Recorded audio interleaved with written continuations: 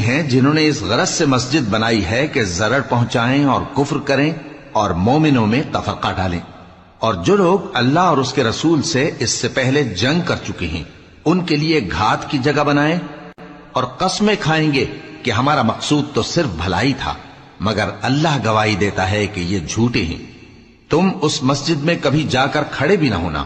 البتہ وہ مسجد جس کی بنیاد پہلے دن سے تقوی پر رکھی گئی ہے اس قابل ہے کہ اس میں جایا اور نماز پڑھایا کرو۔ اس میں ایسے لوگ ہیں جو پاک رہنے کو پسند کرتے ہیں،